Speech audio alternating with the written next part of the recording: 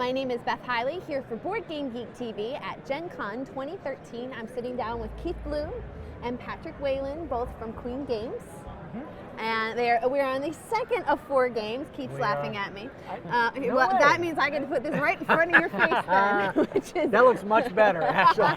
Via Appia, which I have to say, setting this up, I've been quite intrigued already because it has doodads. It does. Yeah, lots of, That's lots actually of the doodads. technical term. It is a very for that. technical It term. is. When something is 3D in a board game, for me, it is a doodad. Doodad? All right, so Patrick, I know you're going to kind of really take us through what to expect from Via Appia. So really the point of this game is you're going to try and build a road between Rome right here all the way to Brundisium. Oh, all roads don't lead to Rome? This time No, it leads out of Rome? Leads out of Rome, exactly. It's funny that roads work that way. In the basic gameplay is going to be building your road, and that's the main way that you're going to be able to get points, but also traveling to the new cities and doing a few other things will allow you to gain victory points along the way. So this game has, on a turn, you'll take one of 4 different actions. The first action you can do is take income. So we have our 7 cards right over here. Let's throw a couple of them in the center here. As you can see, there are 2 different things on these cards. We have our stones, our uncut stones, which are represented as well by our by these right here, as well as our currency, our money that you can win. Well, these are double-sided cards, so I guess it doesn't really matter. Well, the ones upside down were making me dizzy, so I was worried about that. We don't want you to be dizzy. I appreciate it. And these coins. So whenever you take one of these cards as an action, you take one or the other item. You either take the stones or you take the coins. And once you're done doing that, you take the card and put it into a discard pile. If at any point you get below 3 cards or fewer in the pile, you then get both items that are on here. So if there's only 3 of them left, you get both the stones and the coin. And if you For having limited choices at that point? Yes, for having limited choices. And if you end up being stuck with taking the last one, if you decide to take an income tile to take the last one, you get this little token, which during the next action I'm going to explain allows you to do 1 additional push during the quarry action. So next, let's go on to the quarry. Oh, this is one I'm excited about. This is the doodads. So what I'm going to do, actually, since we've explained these, is we're going to push that up a little bit. So throughout the game, you're going to accumulate these. I would let Beth push it because then she'll be happy.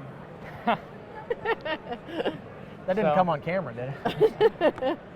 So throughout the game, you're going to accumulate a bunch of these. So let's give you these 3, and we're going to give you this push token as well. You got that? Excellent. See me looking out for you. All right, thank you. So let the man speak. So when you go to quarrying, you can choose to use 1 or 2 of your stones. You can only do 1 at a time, but you can do 1 or 2 on a push action. So the way it works is you take 1. If you decide to do this, you take 1 of your stones. You place it behind the brown line here. Okay, so we'll say with the middle one there. And then you take this and you push it into the quarry. Now, whatever you pushed off, so in this case, these 2 small gray ones, you get to take that in cut stones. So we have our cut stones here. I'm literally pressing out finished. Exactly. And instead of taking these stones, you can instead take 1 coin for each one you put in there. So that was your first one. So let's do your second one. Oh, that's right, because I have the bonus one. All right, you get to do 1 or 2, whether or not you have a bonus. Let's do your second one first. Oh. So, in this case, unfortunately, you don't get any others. So now you did your 2. However, if you want to do a third one, you can pay this back to the bank. Yep, this is going to happen. And push the last last now one. I got to stay behind the line, like in behind bowling. And then you push that in. There we go. Nice. And this time, you got another 3 gray ones and 1 large one. So you'd get the large one and additional gray ones. However, you're going to notice that you have a wagon where you have to put all these stones in. Oh, and big guys are going to take up a lot of space. So you notice that you already had 2 small stones. You could only fit 1 more small stone. So you would have to either take a coin for your large stone and place another small one and take coins for your other small ones. Or you do have the option of taking a cut stone of a smaller size. Okay. So if you push out a large one, you can take a large, a medium, or a small. So here's the medium one here. Downgrade it. Or you can take a coin in place of it. And you only have limited number of spaces for these stones, so you'll take the cut stones based on what you have room for. All right. And so that's what happens enough. with the cut stones. The next stage, we're going to move this back up a little bit, is going to be building the road. So we have, starting here in Rome, we have all of our workers here who start in Rome, and you get to start building the road from Rome. The only spaces that you have available to you are the ones that are connected by these little trails here. So when you place your first one, it has to be one of these first few spaces. All right. So we'll just say I could go there, and then I'd have now a choice since I have the branch Exactly. there. Yep, you have a choice of going to either of these. You gain points based on the size of the stone that you lay down in the road. In this case, you laid a medium one, so you'd get 3 points. So we're going to say you're the blue player here. Alrighty. Put this Thank in you. front of you. Oh yes, helper hidey thing. Yep, and that helps. That allows you to hide the stones that you've gained as well as the money that you And have. also a reminder of the point value of the stone. Exactly. So 1 through 5. So you'll get 3 points for that. You have the option as well as placing a second stone. Let's so just do so. So you'll do that, and that gives you another 5 points. The other bonus for placing 2 stones is you get a coin. All right. That would also be in our helper thing if I was able to place 3 stones. Actually, this is going to help us with our next action that I'll explain in just a then second. I will wait on that. So you can place up to 2 stones. You don't have to place 2. In order to place in another section, and I'll explain this how you get there once we do our next action, but in order to place into another section, so we have section B over here, you have to move your worker up into the next city. And you can only place 2 stones in the next section if this prior section is complete. So you have to complete all of the road if you want to actually... So, and by complete, you mean fill in every single one of these spots. Exactly. Also, when you place stones, you gain these markers. So you place 2 stones, so you get 2 for placing them in section A.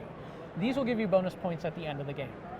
So we'll explain that once we get to final score. All right, but I'll take those for the moment. So assuming I laid the 2. Yep. So there you got, that's the stone laying portion of this game. Next we have the movement portion. So you have your workers travel along the road to make it to the next city. So in order to do that, you have to pay money, and that's where that comes in handy. So as you can see, to move 1 space, it only costs you 1, 2 spaces cost you 3, and 3 spaces cost you 6. You're paying for your efficiency. Yep. So on our board here, as you can see, you can move 2 spaces right now to get to this section. That would cost you 3 gold. So if you paid 3 gold, you can move to that section. I have this visual image of a guy standing on this one pavy stone with just mud all around him.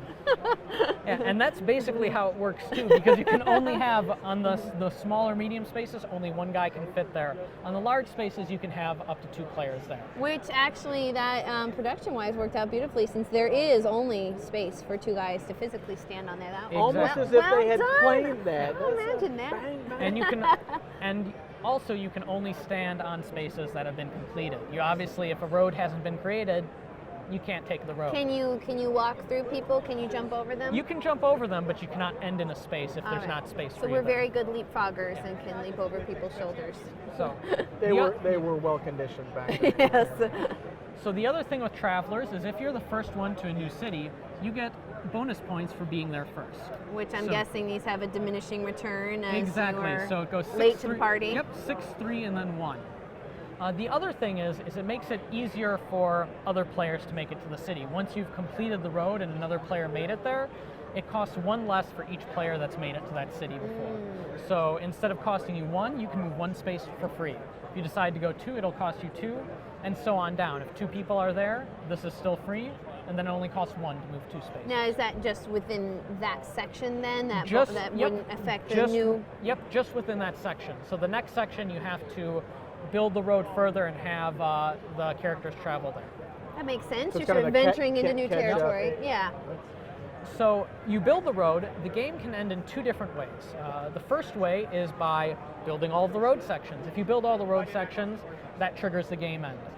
Everyone gets the same number of turns, so you play until everyone had the same number of turns. So if the starting player is the one who ends it, they will get, everyone else will get an additional turns. All right. Now, you had mentioned that some of the bonuses, I'm guessing there's a little end of game scoring. Yep, so at the end of the game, whoever has them built the most in a particular section gets 8 bonus points, second place gets 4 points. And also, if you have any money left over, bonus points, you get 6 points for having the most money, 3 points for second. All right. How long would you say a typical game takes? Once you know the game, you can play the game, not counting setup, in probably about a half an hour. It's pretty quick. Yeah. First time you're playing it a little longer, but about a half an hour. And how many does it play? Plays 2 to 4 players.